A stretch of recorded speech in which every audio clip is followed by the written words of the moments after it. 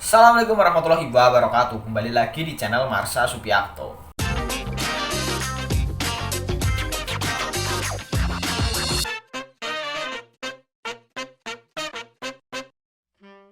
Pada kesempatan kali ini kita akan kembali membahas informasi menarik. Kali ini kembali terkait dengan pendataan tenaga honorer atau tenaga non-ASN di tahun 2022 ini.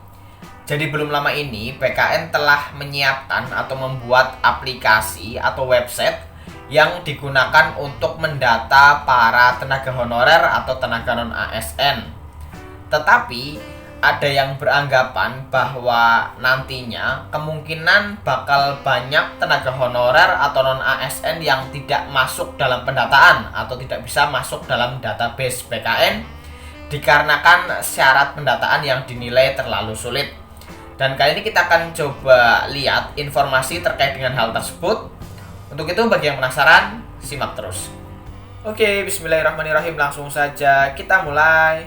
Jadi berita terkait dengan syarat pendataan non-ASN dinilai sulit dan nantinya bakal banyak honorer tak masuk database diberitakan oleh cpnn.com.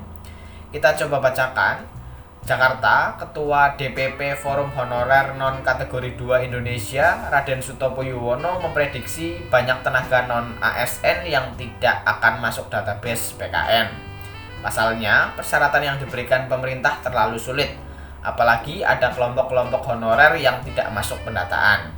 Saya berharap honorer non-K2 diberikan kemudahan berupa keringanan syarat dalam pendataan, kata Sutopo kepada cpnn.com Jumat 25 Agustus 2022. Dia menyebutkan dari kriteria yang diberikan untuk honorer non-K2 paling sulit adalah sumber gajinya.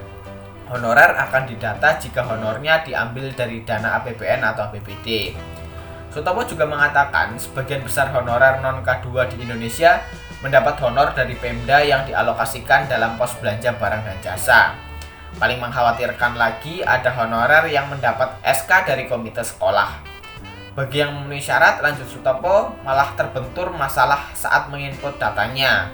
Ada yang sudah salah input NIK dan lainnya. Kendala-kendala tersebut yang menurut Sutopo akan membuat banyak honorer tidak terakomodasi. Saya sudah bisa bayangkan apa yang akan terjadi bila honorer non-K2 tidak terdata. Pasti akan ada gejolak di mana-mana, terangnya. Itu sebabnya dia memohon kepada Kementerian Pendayagunaan Aparatur Negara dan Reformasi Birokrasi, Badan Kepegawaian Negara untuk memberikan keringanan syarat. Juga kesempatan untuk memperbaiki proses input data bagi honorer non-K2 pada aplikasi pendataan non-ASN. Jadi itulah berita terkait dengan syarat pendataan non-ASN yang dinilai terlalu sulit, yang dampaknya nantinya akan banyak honorer yang tidak bisa didata atau tidak bisa masuk ke dalam database. Jadi sama seperti apa yang sudah kita bahas kemarin, bahwa ada 8 kelompok pegawai yang tidak bisa didata atau tidak bisa masuk dalam database BKN ya, karena kendala utamanya tentunya karena gaji itu ya, gajinya harus berasal dari APBN atau APBD. Contohnya saja pegawai PLU atau PLUD yang sumber gajinya tentunya berasal dari pengadaan barang atau jasa ya. Jadi semoga nantinya para tenaga non-ASN ini atau tenaga non-ASN yang tidak bisa didata juga mempunyai kesempatan yang sama untuk bisa menjadi ASN ya. Dan tidak ada regulasi ataupun kebijakan yang nantinya malah merugikan para tenaga non-ASN yang tidak bisa masuk dalam database tersebut. Mungkin itu yang bisa disampaikan pada kesempatan kali ini. Jika ada tanggapan atau pertanyaan, silahkan tinggalkan di kolom komentar. Terima kasih, mohon maaf bila ada kesalahan. Wassalamualaikum warahmatullahi wabarakatuh.